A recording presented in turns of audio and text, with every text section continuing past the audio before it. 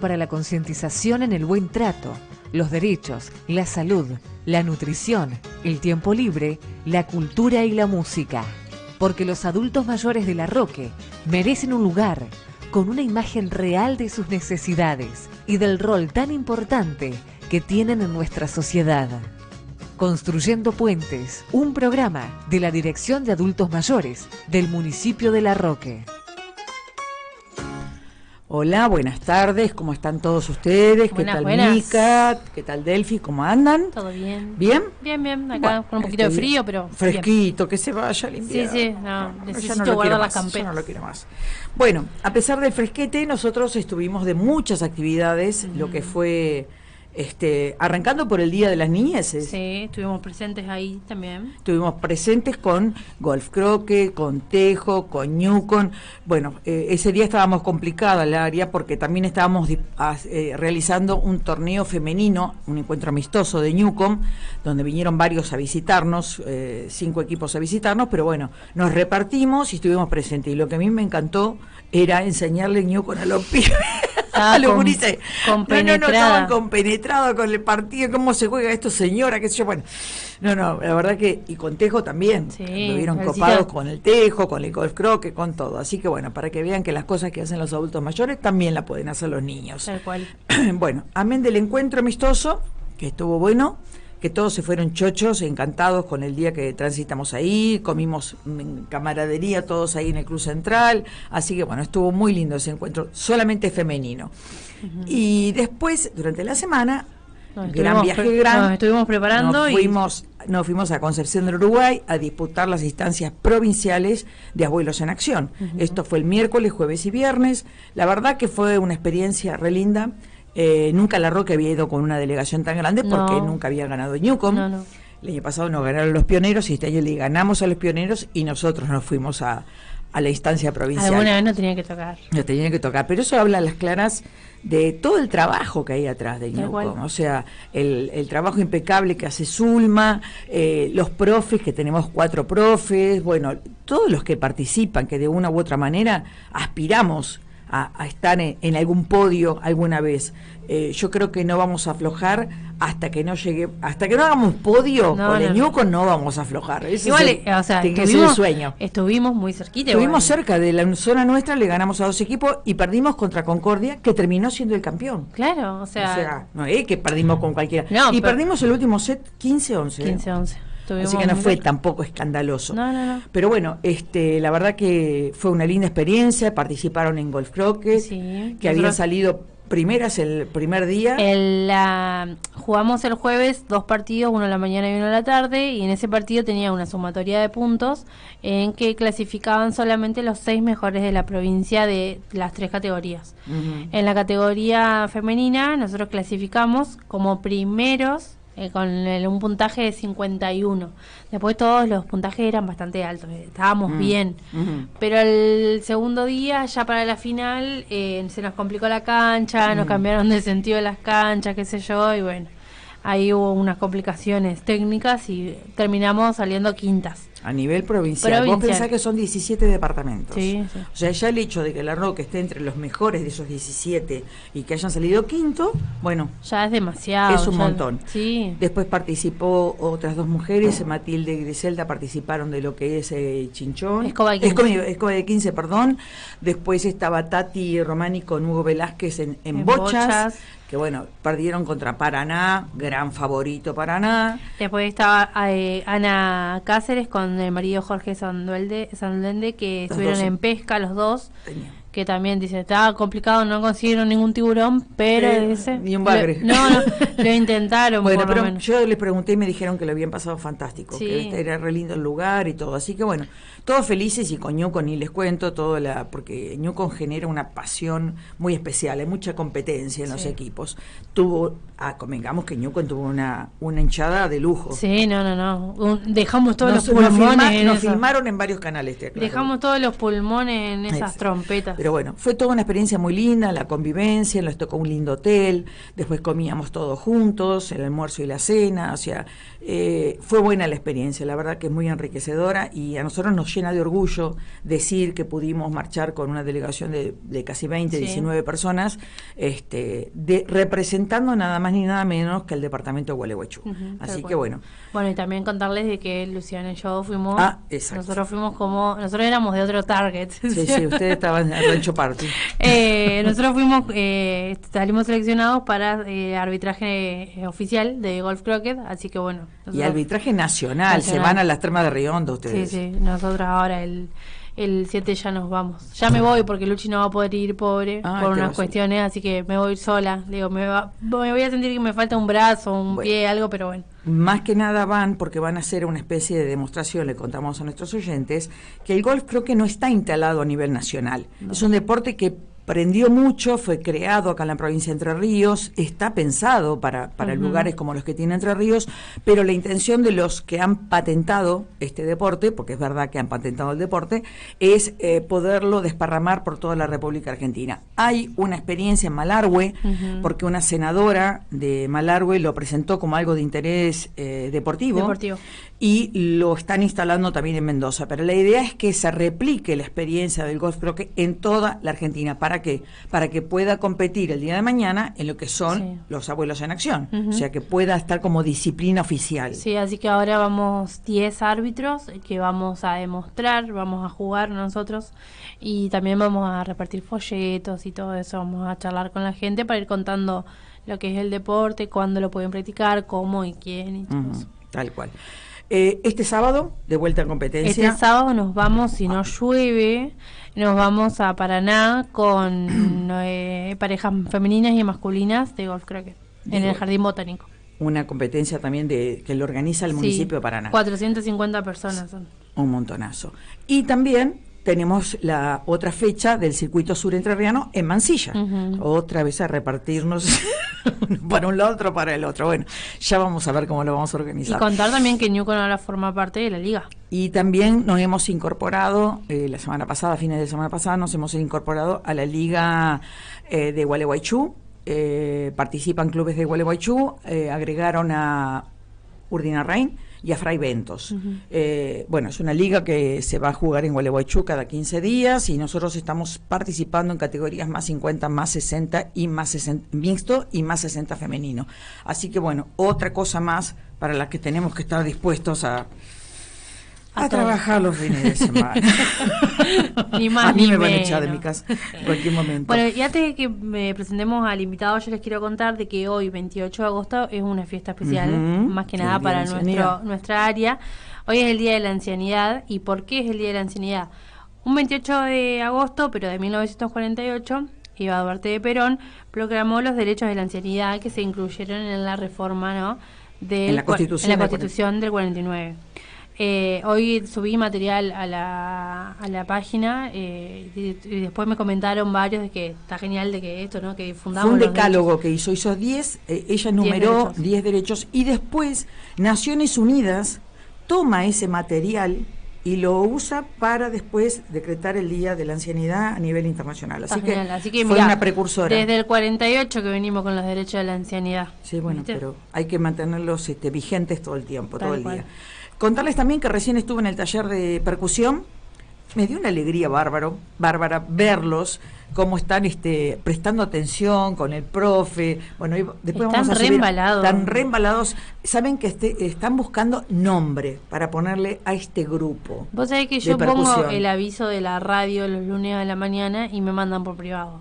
Mica, yo tengo percusión hoy. Después de percusión escucho el programa.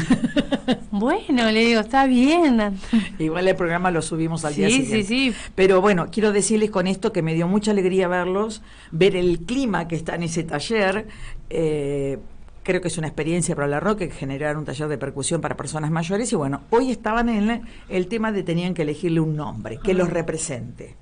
Así que, bueno, tiraron muchas cosas ahí interesantes. Ya va a salir el nombre. Cuando uno empieza a ejercitar, las posibilidades aparecen. Muy bien. Así que, bueno, la verdad les digo, lo que es el área de la subsecretaría tiene una actividad impresionante. No paramos, estamos trabajando en proyectos a futuro también. Se viene el 1 de octubre, bueno, muchas cosas.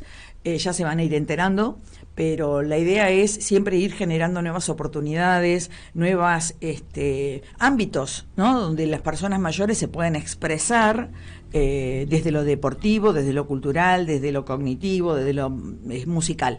Así que bueno, felices por eso. Tal cual. Tenemos que seguir por ahí. Bueno, vamos a hacer un pequeño cortecito para ubicar a nuestro invitado y arrancamos. Listo, dale.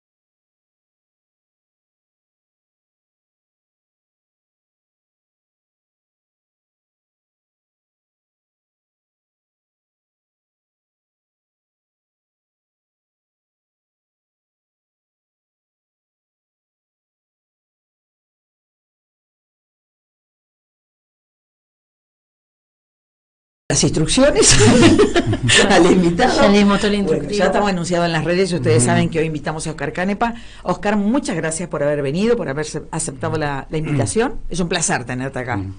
No, por favor, es un placer también para mí que hayas tenido darme esta oportunidad y bueno, como un poco lo habíamos comentado, porque esto se fue dilatando por distintas razones, y me parece que es un tema muy importante esto que estás haciendo vos, y fundamentalmente darle la oportunidad a la gente a que cuente sus experiencias, porque en definitiva uno, a mi modo de ver, estoy convencido que uno aprende más escuchando que hablando, y ver la experiencia de los demás, de la forma en que uno la vea, puede sacar muchas ventajas, digamos, o te puede ayudar mucho. Por supuesto. Entonces, los que ya hemos pasado algunos años, y como el tema ese dice, estoy mirando atrás y puedo ver mi vida entera. Entonces, que esto es producto de no solamente lo que uno ha logrado, un poco, mucho, eso no importa, sino porque lo que uno aporta de lo que ha hecho es un porcentaje, no es todo. Hay otro porcentaje que son las circunstancias. Por supuesto. Hay una frase célebre de un filósofo griego español, creo que el hombre Gasset, yo Sí. yo y mis circunstancias. Mi papá lo usaba siempre. Sí, y es una gran verdad, es verdad, porque desde que nacemos no elegimos el día en que nacemos, ni en el lugar donde estamos. Ni la familia. Ni la familia. No es lo mismo nacer en una familia con un poder económico importante que en una familia con muchas privaciones.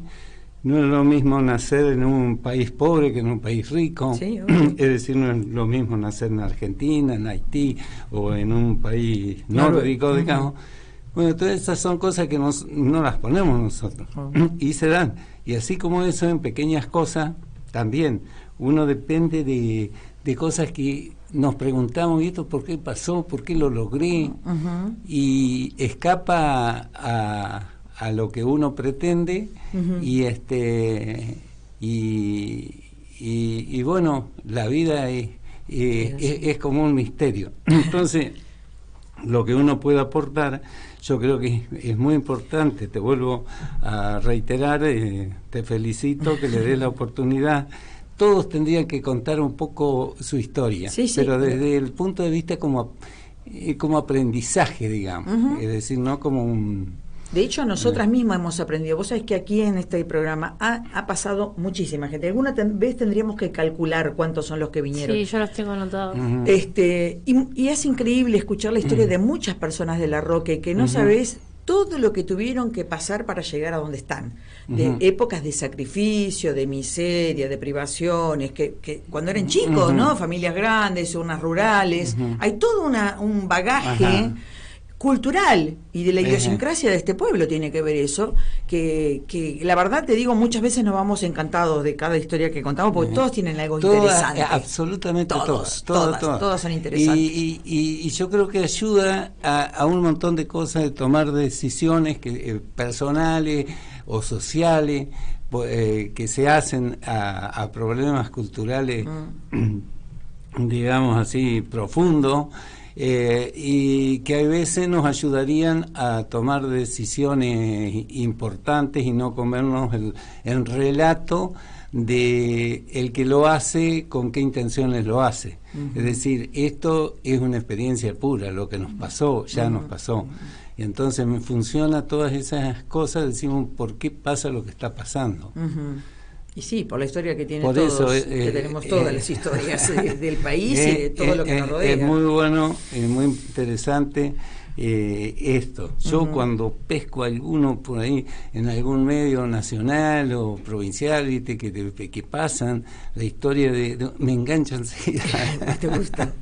Bueno, Oscar, decime, ¿dónde naciste vos? Bueno, yo nací aquí en La Roque, a pocas cuadras de acá, en esa casa que el otro día vi una foto.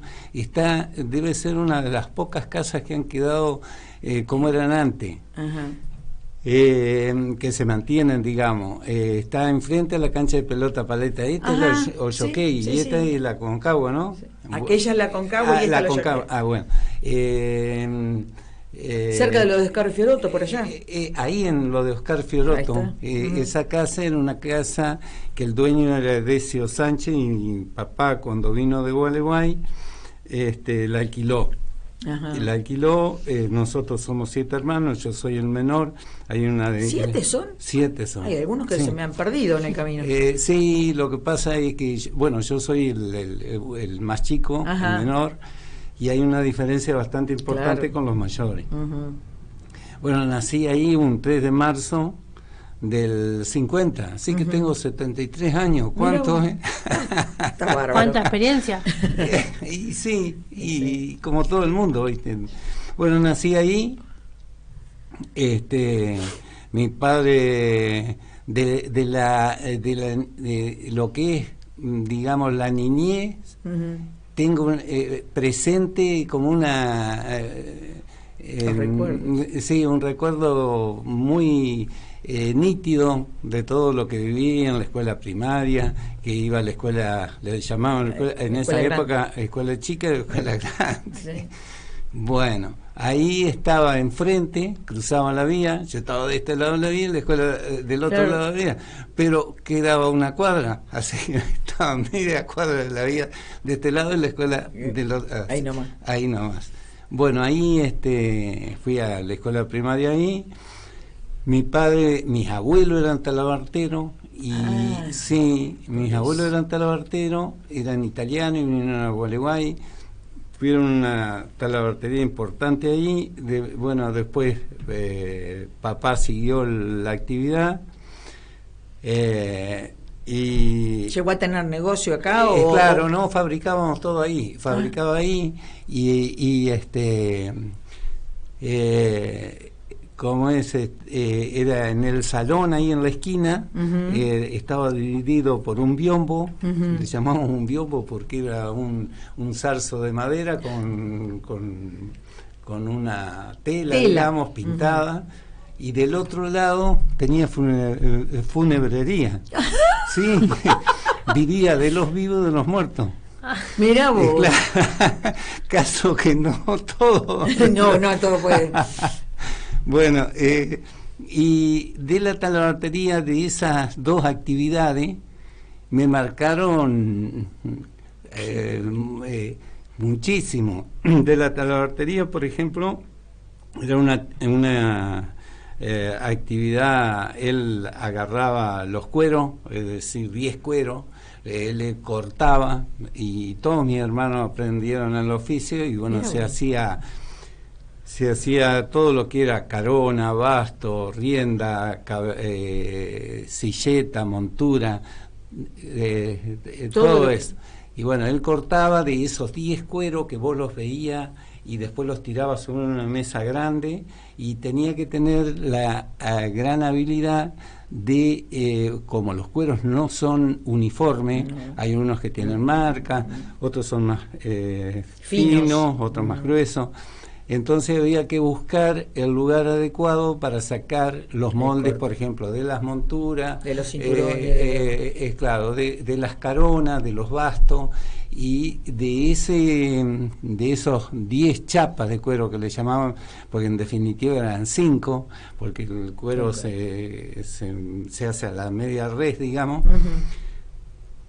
Tratar de sacar el menor desperdicio posible, es decir, terminaba prácticamente sin tirar nada, porque hasta los pasadores para las riendas, las cabezadas y otras cosas quedan. ¿Ese oficio lo trajo tu abuelo de dónde? Claro, eran italianos. ¿Italianos? ¿Lo trajo allá? Sí, en la estación, en el Museo de la Estación, está una máquina que esa vino de Italia. Creo que la marca es Urson, que es a lanzadera, digamos. Después había unas máquinas que esas las tiene un muchacho que trabajaba conmigo, que yo cuando dejé la actividad se las pasé. Te pregunto, yo cuando vine a vivir a La Roque me acuerdo que vos tenías un negocio en la esquina de mi casa. Pero eso me vendías unas botas de cuero espectaculares, me acuerdo, unas cosas hermosas. No, eso no lo hacíamos. No lo hacía, no, por la duda preguntaba. No, esa ya yo te estoy hablando de, bueno, yo nací talabartero y funebrero. Y una actividad. ¿Cuándo dejaste una y cuál la otra? Y ahí la historia. La talabartería no la dejé nunca. Mira. No, porque tengo herramientas de mano, tengo un basto que lo tengo en la chacra y lo tengo como recuerdo. En una oportunidad, cuando con Arturo Romani andábamos ahí en el basural, encontré 2 armazones de montura. Y ya después de un tiempo me había dejado cueros, que incluso algo tengo.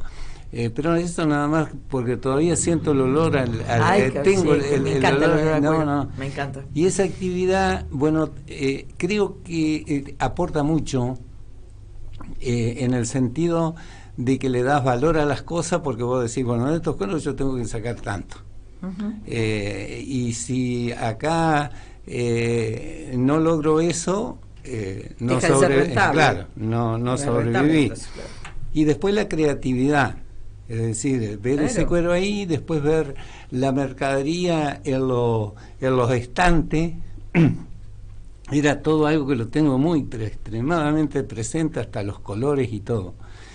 Y bueno, y después yo me independicé de muy chico. Yo iba a la escuela primaria y en esa época era todo un poco así, no había plata, no te daban la plata para hacer como es ahora, que al hijo le das más de lo que podés. Y yo arreglaba pelotas de fútbol o arreglaba encerado, pero eso era medio aparte. Tenía ya de chico te querías independizar. Y era un poco todo así, porque el otro de enfrente, el otro amigo el padre tenía unas vacas y tenía que salir a cortar el pasto, y eran todas vacas pobres, les decían, porque vivían más en la calle. Claro, pero todo era así. Muchas historias hemos escuchado que eran así. Un poco era así. Y bueno, en las madres antes, mi madre, por ejemplo, fue costurera hacer traje y era una costurera en Gualeguay. Se compró una máquina Singer a los 15 años. Y todavía la tengo esa máquina, que siempre dije, bueno, esta máquina la voy a restaurar, le voy a hacer un enchapado, que esto, lo otro, pero siempre crees que hay tiempo y no hay tiempo para todo. Y pasa el tiempo, bueno, esto lo vas postergando, a todos nos pasa eso. Bueno, mi madre, por ejemplo, como creo que era todo así, porque había mucha... es como dice Gogó Andreu, un cómico que me quedó el dicho, que decía, yo nunca no pasé hambre. Siempre contaba sus miserias, pero él decía, pero hambre nunca pasé. Claro. Bueno, yo creo que a todos nos pasaba un poco así. Es decir, creo que no había hambre, porque el que no tenía una quintita tenía una vaca, huerta, tenía un chancho que lo facturaba. Bueno, era muy distinto ahora. Bueno, mi madre, por ejemplo, era costurera, tenía esa profesión buenísima, era... y de la ropa de los grandes nos hacían nosotros, el pantalón que se le rompía las rodillas. Sonaste, vos eras el último, te tocaba el requecho ya. Sí. Pero para frío nunca pasé. Pero generalmente las costureras son muy creativas. Sí. De un pedacito de tela son capaces de hacer magia. Es otra actividad que te da creatividad, que creo yo un poco que es lo que en los sistemas educativos tendrían que incorporar, actividades que le den creatividad, entre otras cosas, a los chicos. Y eso se lograría, creo yo, con un buen sistema de educación. La educación tendría que ser completa. Bueno, pero otra historia. Te digo de mamá, la recuerdo, pero tenía carácter. Mi viejo no tanto.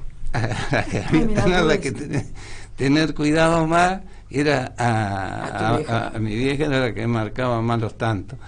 Y bueno, lo que todas eran así, lavaban, no había lavarropa, éramos 7, había que cocinar para 7. Para 7 no, para 9. 9, tenés razón. Bueno, y esa habilidad que tenía, que de muy poco comían todo, y de un pedazo de tela usada hacía una ropa, ¿viste? Viste que antes a las mujeres, doña Petrona C. de Gandulfo, la famosa cocinera, ella hablaba de las mujeres que eran ecónomas. Que se ocupaban de la economía de la familia, y la economía la hacían desde todo lado, con los ingredientes de la cocina, con la ropa, o sea, eran ecónomas realmente. Yo les diría ministras de economía, eran, porque hacían malabares. Le daban valor a las cosas que tenés al alcance, porque y se manejaban con lo que tenían. Exacto.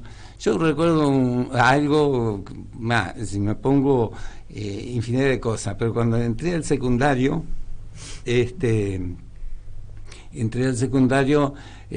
bueno, mamá me hizo los sacos, por ejemplo. Y me hizo un saco de una gamuza que andaba, porque andaban unos vendiendo, antes se acostumbraban mucho los viajantes y la gente que... Papá tenía, por ejemplo, que compraba los cueros en una curtiembre de Guerrero, hermano, que estaba en Federación, cuando Federación, la vieja, digamos, la que está hundida, y después a Meiner, una curtiembre muy grande en Esperanza, venía el viajante, se hacía el pedido, después había que esperar como 2 meses o 3 que apareciera en la estación, y había que ir a buscar los rollos de suela en la estación. Bueno, pero estos eran unos cueros que andaban vendiendo, que era como una gamuza. Sí, finos. Un cuero fino. Y me hizo un saco que lo usé, no sé hasta cuánto, un saco de gamuza, pero espectacular, ¿viste? No, tenía una habilidad impresionante, pero la mayoría de todas eran un poco así, ¿viste? Sí, entonces todos vivían de lo suyo y le daban valor a las cosas. Y algo fundamental, que había mucho respeto por el otro, ¿viste? Que eso, bueno. Te hago una pregunta. ¿Tu mamá tuviste la suerte de tenerla muchos años? ¿O? Sí. Buenísimo. Los dos murieron, porque yo después, bueno, sigo con el tema de la talabartería, que me apasionó y me sigue apasionando, el recordarlo nomás.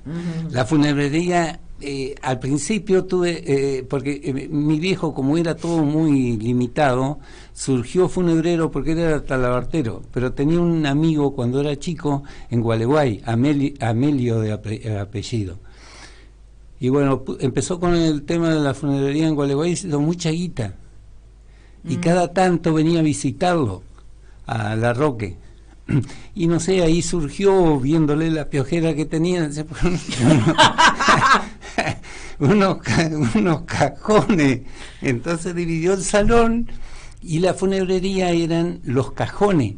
Parados, cajones, así, que los ponían así, y los mejores los ponían así sí. ¿No te daba miedo eso? No, porque yo nací ahí. Para mí era como una mesalú. Era un negocio seguro ese. Y era seguro. Vos sabés que ahí en la esquina esa era como había mucha gente antes en las zonas rurales. Por ejemplo, toda esta gente de Talita, Cuchilla, venía a La Roque, y generalmente venían en sulky, carro, había 2 o 3 que tenían auto. Y enfrente había una carnicería y cancha de pelota palete. Entonces venía mucha gente ahí, y muchos que venían y se cruzaban, así que en la talabartería siempre había hablando al cohete, no a comprar, ¿viste? Porque no era un negocio de vender a cada rato, pero hablar había 7, 8, no sé la palabra, pero fue era como un tema social, digamos. Claro, era donde se hacía la ahí, social. Mira, salieron, no existía el celular. Y claro, y ahí, por ejemplo, era un motivo había el tema de la funebrería, era ahora no le tienen miedo ni al diablo, pero antes tenían miedo a los cajones. Tenía respeto. Y respeto y cosas así. Y bueno, cuando venían algo que era se tenía mucha confianza, mi viejo era de buen humor, y le decía, se entraban agachando, por ejemplo. Y mi viejo le decía, vos, gringo del diablo, dice, por más que te agaché te voy a llevar igual, le decía. o cosas así, o decirle, mire, yo no le deseo mal a nadie, pero que no me falte el trabajo. Y sí, ese era un negocio seguro ese. Sí, pero mira, tengo más anécdotas después había gitana. Venían los gitanos, ¿viste? Los gitanos son supersticiosos y cosas así. Una vuelta aparecieron 2 gitanas con unos sartenes y todas enredadas acá de sartenes, y le dice, paisano, dice, sartenes, y cuánto que me hace falta, le dice mi viejo, pero no tengo plata, lo que tengo son los buenos, sobre todo. De madera. Y está bueno, ya entraron para hacer el trueque, y las hizo pasar a las 2 gitanas, y vos, no sé si ustedes me pueden entender, era un salón así, dividido así al medio, y acá había una puertita con una lona nomás, y ahí tenían la llave de la luz. Pero vos cuando entrabas medio encandelado no veías que había. Ay, no, las hizo entrar, y cuando entraron les prendió la luz. Cuando vieron los cajones las gitanas, se querían morir. No, salieron. Son re supersticiosos con la muerte, sí. Salieron y se pararon en el medio de la calle. No puedo decir lo que le dijeron. Me van a echar del programa. Bueno, vamos a terminar con el tema de la fonederería, que nunca me gustó. Después se la vendí. Ya después que me fui a Buenos Aires, traté de estudiar y qué sé yo. ¿Vos terminaste la secundaria y qué hiciste ahí? Esa es otra historia. Es otra historia, bueno. Está bien, está perfecto. Seguí nomás. Sí, y bueno, y entonces ahí hice todo el secundario. En eso, ahí, hasta en esa casa. Y como talabartero hice pelotas de fútbol. Se jugaba mucho el fútbol. Sí. ¿Cuántos años tenías ahí? Y yo hasta los 17 años que terminé el secundario. Después de ahí me fui a Buenos Aires a estudiar. Terminé el secundario y a ver cómo era, terminé el secundario. Después me fui con un hermano, cuando terminé el secundario, con un hermano a Buenos Aires, que vos que conocés Buenos Aires. Él vivía tenía como un departamentito en José Hernández y Cabildo, bajando, sí. Bueno, ahí de esas casonas viejas, sí. De esas casonas viejas que no sé, han sido lindas, de gente de mucha guita, que hacían como medios departamentos. En definitiva era una pieza grande con una cocina, un baño compartido, qué sé yo, pero él estaba medio poco ahí, porque él vivía en pareja y tenía el negocio en Floresta, por la calle Rivadavia, medio al fondo. Estaba lejos de la casa y el negocio. Sí, y bueno, me fui ahí con la idea de estudiar farmacia. Sí, que en realidad me fui y dije farmacia porque se me ocurrió, ¿viste? Pero yo no sé por qué. Cuando iba al primario y al secundario me apasionaba el cine. Y mango que tenía, me iba eran los jueves, sábado y domingo, había cine. Y me iba y veía el cine, no sé por qué. Bueno, la idea, yo dije, voy a ver cómo es el tema del cine. Pero como me fui, la primera vez que fui a Buenos Aires fue a los 17 años, viste que ahora viajan por todo el mundo, todo, pero antes no era tan así. Bueno, fui a Buenos Aires. Y para mí era todo un mundo. Ahí por José Hernández bajaba, de que venían de Cabildo a Barrancas de Belgrano, pasaban los autos y decían yin, yin. Yo no me podía dormir, porque claro, el silencio de acá, el ruido de allá, obvio. Bueno, y después para conseguir trabajo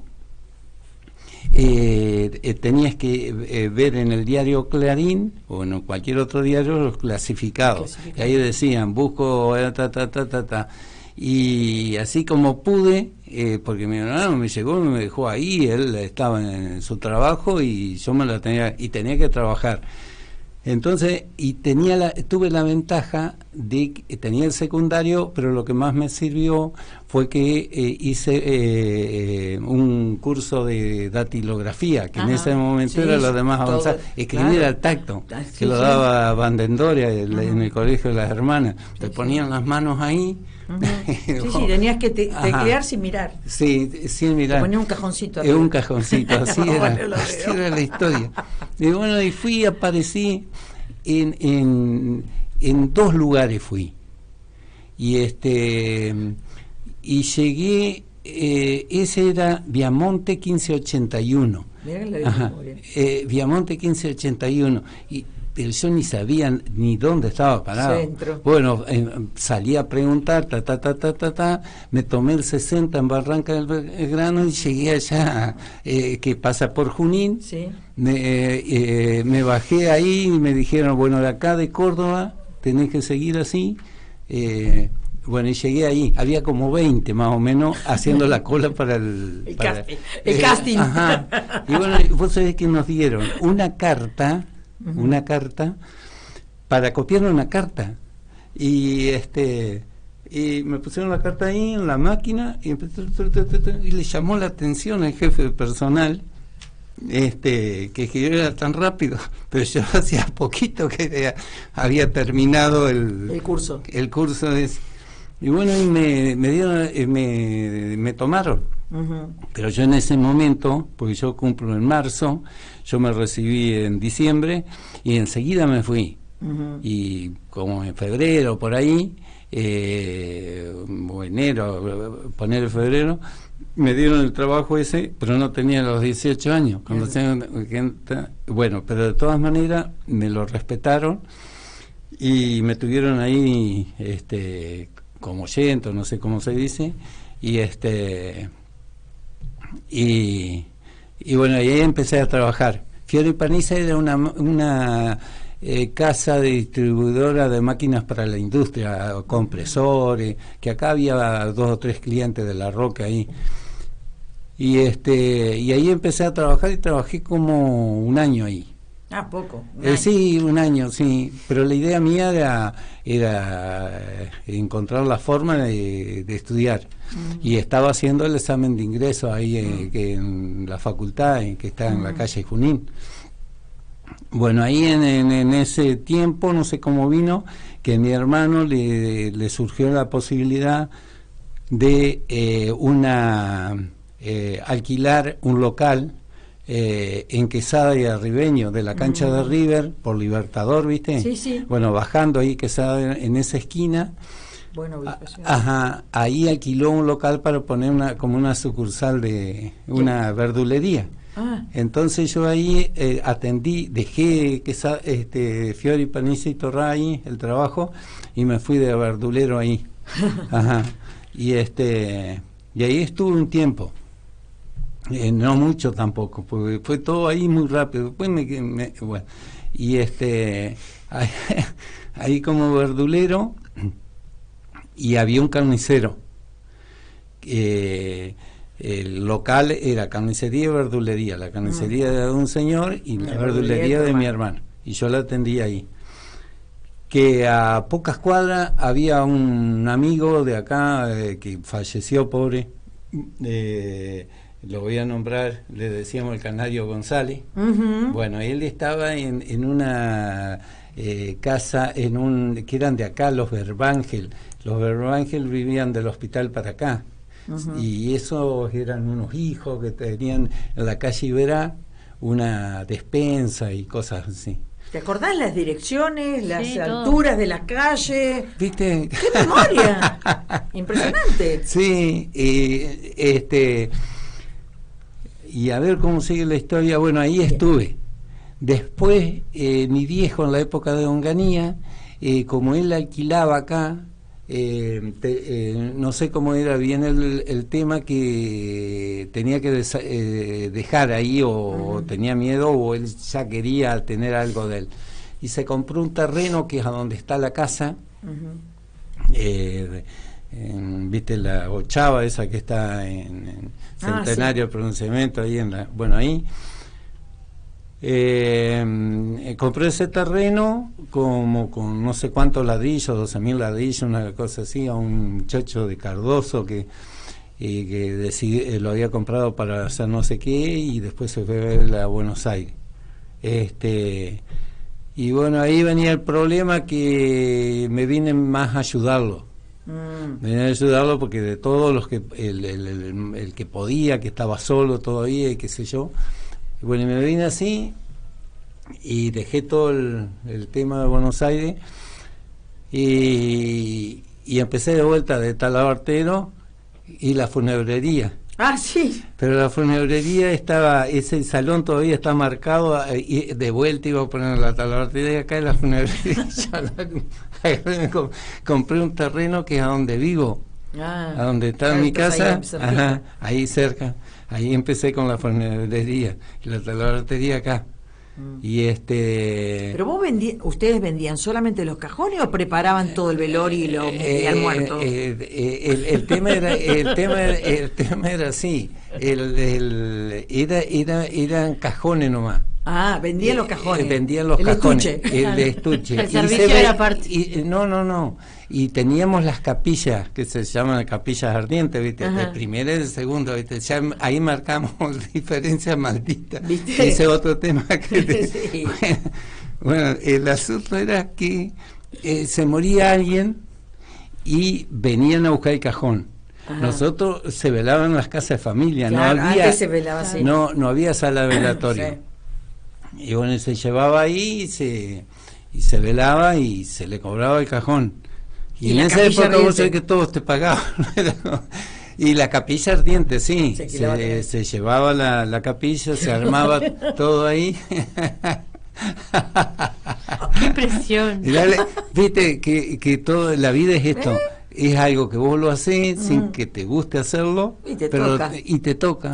Al que le toca, le toca. Sí, y bueno, por eso la vida no es...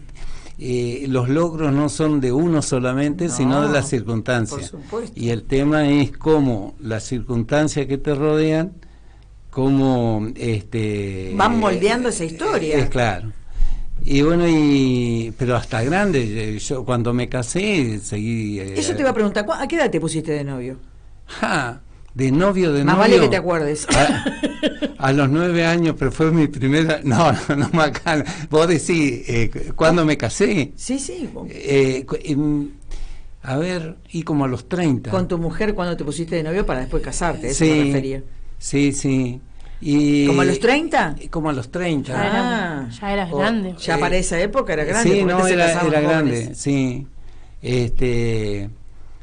¿Y cómo era que iba la historia? Después de años de tanto trabajo y trabajar de esto, de aquello, ¿vos te dabas el lugar al disfrute, al poder salir? Sí, porque, mirá, a ver, ahora tengo menos tiempo que antes. No sé por qué. ¿Cómo fue? Te buscás dar ocupado. No sé. Tendría que... Pero salías a bailar, la llevabas. Pero sí, no, mirá, cuando iba, por ejemplo, al primario, al secundario, bueno, era otra historia.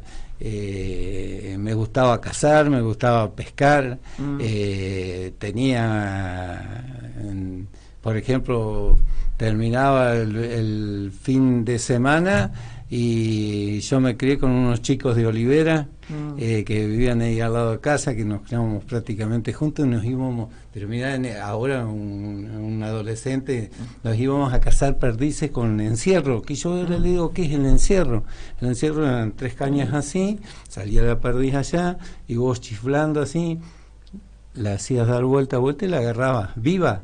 Hacías caminar. ¡Qué trabajo!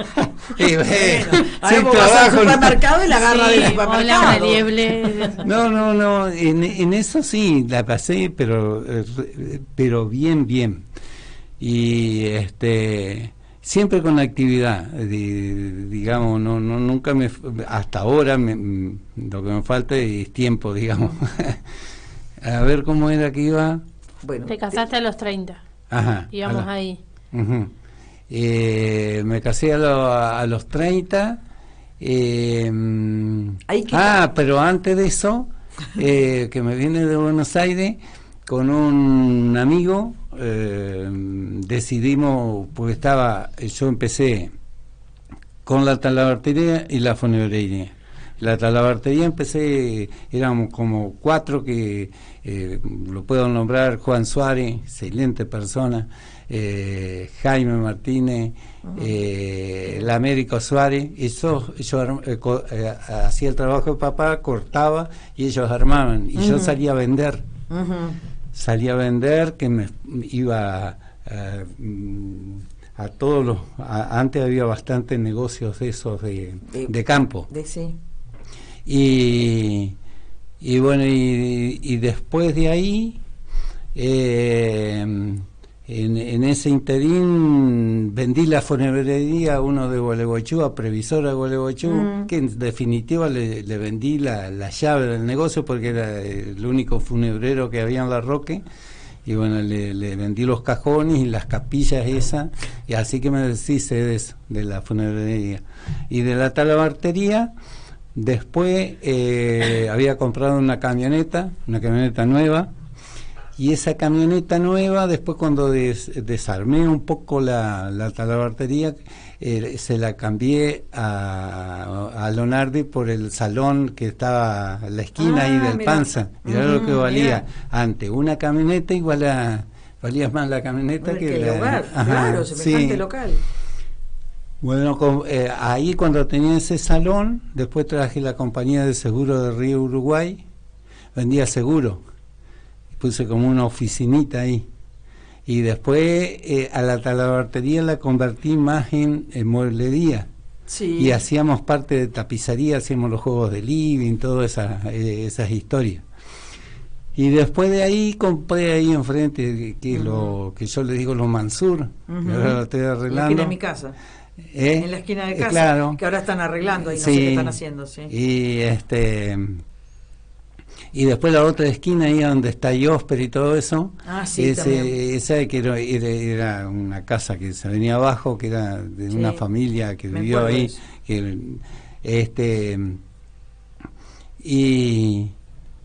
y bueno,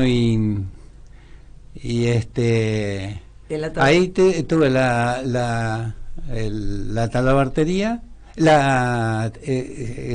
a tener la tienda esa, que era toda ropa media de jean en ese momento, y era media selectivo. No, ropa de trabajo no, era más tipo vaquería, que le llamaban antes. Y después la mueblería, que era más el Yo me acuerdo que una de las empleadas que tuviste no fue Dora Gastrell. No. Yo me acuerdo haberle comprado un pullover ahí, te lo juro, cuando recién venía acá a La Roque, 83, 4, por ahí. No, tal vez enfrente, pues yo cambié el salón, y enfrente estaba, al lado estaba Solari con la veterinaria, que después le compré ahí, y después en el fondo que estaba Fernández, digamos, y yo compré todos esos pedazos ahí. Y no, conmigo ahí trabajó Marita Olmedo, que no sé si la conocé, después Nora Fiorotto, no, pero ella ha tenido ahí y bueno, después de ahí que tenía los dos negocios, bueno, ya estaba casado ahí a los 30. Y, ¿a qué edad tuviste hijos? La primera. Facundo, que tiene 44, por ahí, quedó mal ahí, pero más o menos. La Andrea, que tiene como 40 y uno por ahí. Después Ignacio, que es médico, sí, y Javier, que es el que está acá con el más chico. Y después, ¿cómo siguió la historia? O sea, a ver, yo lo que veo es que vos tenías tiempo para emprender cosas que tal vez no te habías dedicado, por decir, muebles, una agencia de seguros, o sea, era todo buscar vida, emprender. Sí, porque era un poco así también, no había tanto. Por ejemplo, hoy tenemos una herramienta que es los medios de comunicación, que han avanzado de una forma increíble. Sí. Antes vos, por ejemplo, yo empecé con la zapatería, por ejemplo, o la tienda, y bueno, tenías que ir a la guía telefónica porque el que estaba con zapato enfrente no iba a dar la dirección, tenía que rebuscarte la voz. Y bueno, de ahí tenías que patear. Yo, por ejemplo, cuando me iba a Rosario, que tengo una hermana ahí, y compraba, compraba en Ringo, el Sorba, había una marca, el Topeca, una fábrica de gin muy grande, y compraba ahí. Aparte que ir a Rosario no era que ibas a una autopista en el pueblo. No, y tenías que ir por Paraná. Claro, sí. O sea, a eso me refiero. Lo que era el viaje, era toda una travesía. Y después de ahí me iba a Cañada de Gómez y compraba en Cañada de Gómez compraba, que era todo fábricas de muebles. Sí, todo, cuando yo fui, en una manzana había 4 o 5 fábricas chicas, todas chicas familiares, pero ya está más centralizado. Sí, pero igual porque sigue compraba en Las Rosas, Las Parejas, en todos esos lugares. Después me venía con la camioneta cargada, primero compraba todo lo de ropa y calzado en Rosario. Después de ahí me iba a Cañada de Gómez y había una familia Ponce que hacían muebles de cocina y ya me conocían y me daban lugar para, en un lugar compraba, qué sé yo, 2 modulares, en otro esto, lo otro, lo dejaba todo ahí y después de hacer la carga. Y ya me venía. Ahí tuve esos 2 negocios. Y después, por estas cosas raras de la vida, entré en la política. Eso te iba a que ahí, ¿cuándo entraste en la política? Y bueno, mirá, por eso es todo tan difícil de explicar y todo tan raro. ¿Por qué pasó esto y por qué pasó lo otro? No. A ver, no raro, sino cómo explicarte. Viste que vos cuando son cosas etapas, que ni las imaginas, no las imaginas, y vos a medida que vas transcurriendo en la vida, crees, por ejemplo, a los 20 años, que no sabes qué casa vas a tener, qué hijos vas a tener con esto, con lo otro, crees que hay tiempo para todo, y es mentira, no hay tiempo para todo.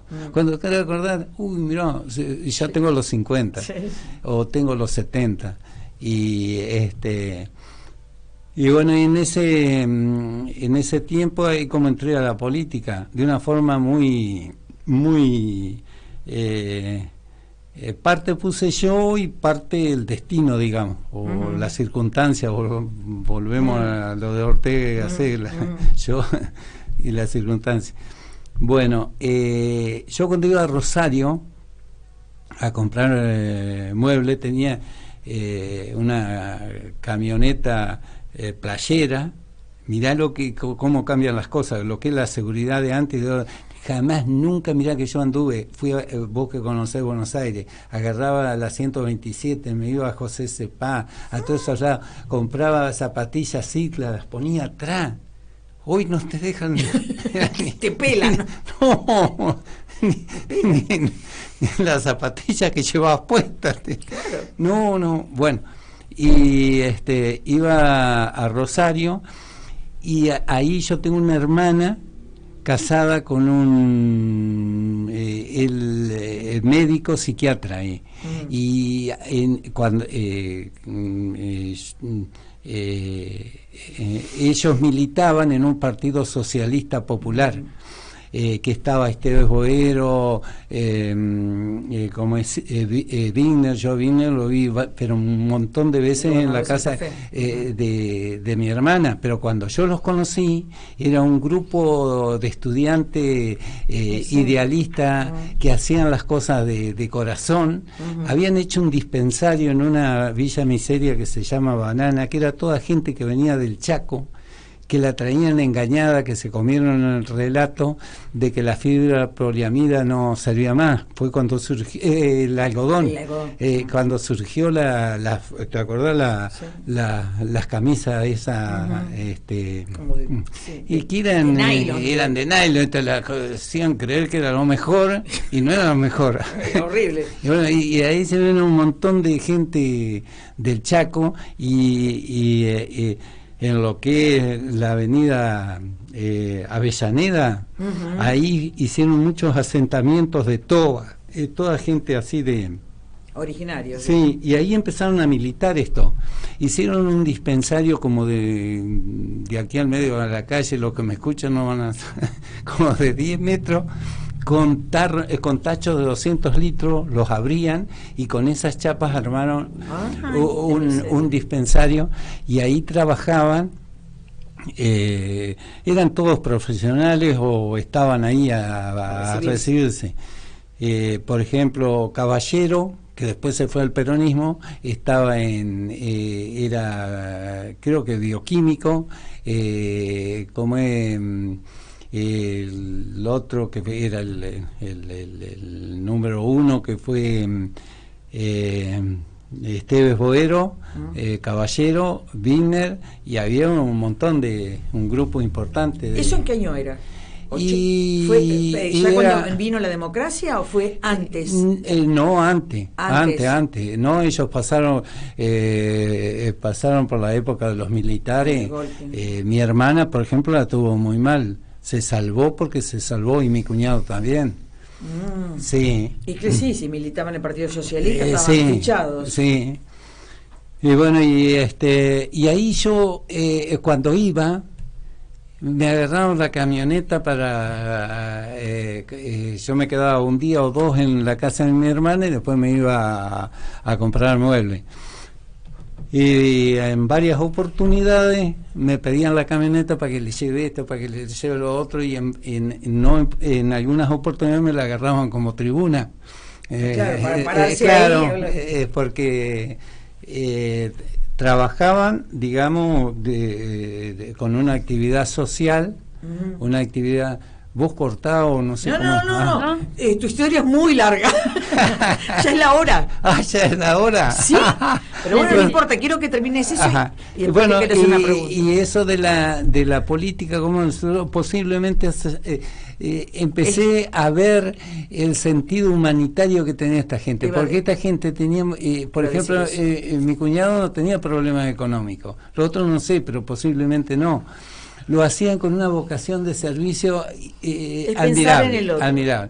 Y después, siempre a mí me molestó, o no sé cómo decirlo, es algo que nunca acepté,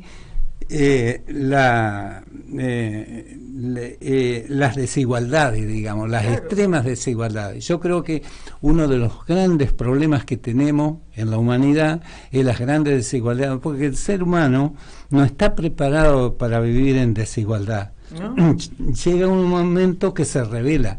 Es decir, esto lo marca la historia.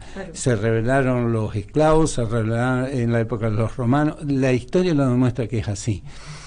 Y hoy por hoy, si decimos qué nos está pasando, y si miramos un poco, no nos comemos tanto los relatos de fulano y de mengano, hay problemas que son de una gran profundidad. Es claro, porque pero se van acentuando. Porque si vos tenés acá en cuenta... y en todo en el mundo, el 1%... el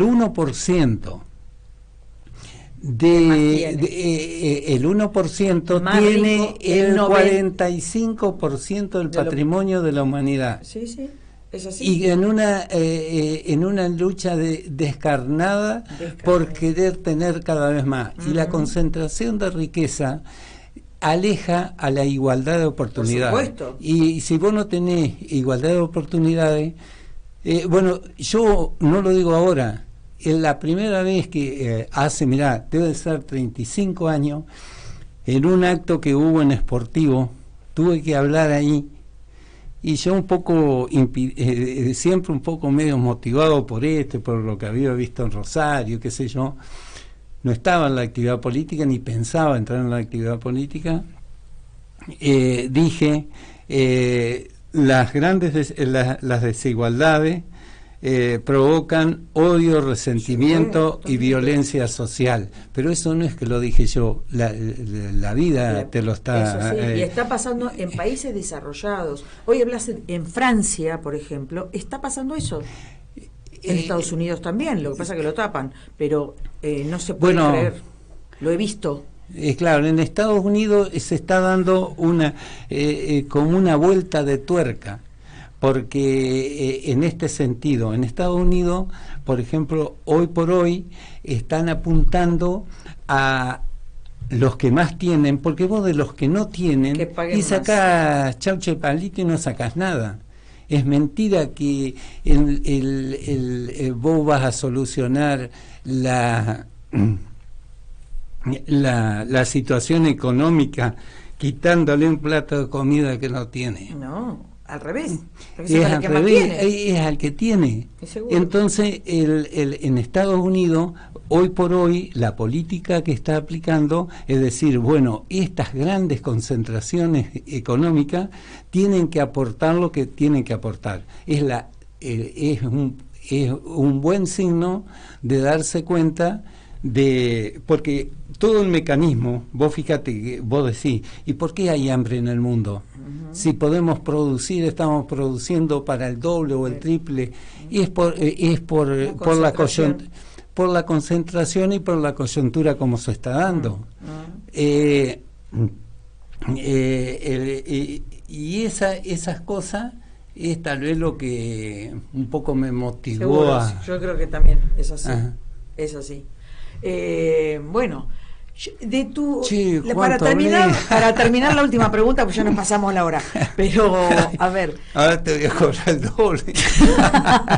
Pará con tu espíritu comerciante, por favor. Me salió el indio de adentro. Pues te pago con un cinturón. Un cinturón y un par de botas. No, pero preguntarte de todas esas etapas de tu vida, ¿cuál sentís vos que fue intensa, profunda, que generó más cambios en vos personales? ¿Tenés alguna etapa de tu vida que vos decís, esto no sé, fue muy fuerte? Y para mí lo que yo estoy agradecido, extremadamente agradecido. De la trayectoria, de todo. No, es decir, sin ser la Madre Teresa de Calcuta, pero tengo la conciencia tranquila, no le he puesto palos en la rueda a nadie. He vivido digamos que no es poca cosa con mi esfuerzo. Y ¿qué te puedo decir? Agradecido de no haber jodido la vida a nadie. Está bueno. Después agradecido de al que pude ayudar, lo ayudé, y al que no pude, bueno, porque no pude. Eso, y después lo que sí tengo, como te decía anteriormente, un grato recuerdo de la niñez, digamos, y de ese trabajo de talabartero, es el que más me gustó. Todos los otros los hice porque se dieron. Sí, este también se dio porque yo no elegí ser talabartero, pero... Has tenido una vida interesante, variada, intensa, o sea, estoy buscando todos los adjetivos calificativos que por toda la historia que contaste, es un montonazo. Me imagino también que has tenido todo eso no lo hubieras podido hacer si la familia no acompañaba. O sea, hablo de la esposa sobre todo, ¿no? Tener una mujer al lado que banque también, ¿eh? No, eso es increíble. Eso también es algo que, bueno, se da. Hay veces vos decís, bueno, yo tuve la gran suerte de tener una compañera que los dos lo peleamos día a día. Ella se recibió, puso el estudio y van 40 y pico de años que no para de trabajar. No. Sí, yo sé. Y no pirucha acá. Acá tuvo pirucha. Tuvo, pero mirá vos. Así que y bueno, ella sigue y... Siguen los dos. Seguimos los dos. 70 años. Sí. Un montón. Bueno, vamos a cortarlo porque ella se tiene que... No me voy a invitar más. No, hay que hacer parte te vamos a invitar después para hablar de ese abuelo, de padre, y de todas esas cuestiones, y de familia. Yo te agradezco personalmente, Oscar, no conocía mucho de tu historia, bueno, conocí la parte de cuando vine a vivir acá, hace ya casi 40 años, pero... está bueno recordar las raíces, de dónde venimos, de quiénes venimos, y de las cosas, los valores que te fueron enseñando tus padres, que seguramente es lo que hizo que vos seas un poco lo que sos. No digo todo, pero el 50% viene de ahí. Tiene que ver con las madres y el padre que uno ha tenido, la familia, el lugar, y y la suerte de nacer en el lugar que naciste, porque otros no la tuvieron, capaz que esa suerte que tuviste. Claro, otros tuvieron tal vez mejores, otros peores, pero bueno, sí, es así y bueno, darle, digamos, valor a ciertas cuestiones que hoy se usa mucho, por ejemplo, la honestidad. Uh-huh. No es ninguna virtud la honestidad. No, tiene que estar siempre.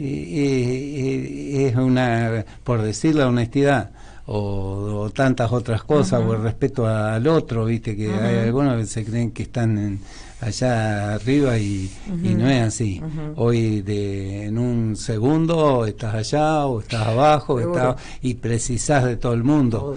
Uh-huh. El ser humano necesita igualdad y equidad. Uh-huh. La necesitamos todos. Y bueno, yo Mónica, te agradezco enormemente, te agradecemos con las chicas también. Bueno. Toda tu historia. Y bueno, nosotros te vamos a pasar después el programa grabado para que lo puedas compartir con los tuyos y que tu hijo lo guarden de recuerdo.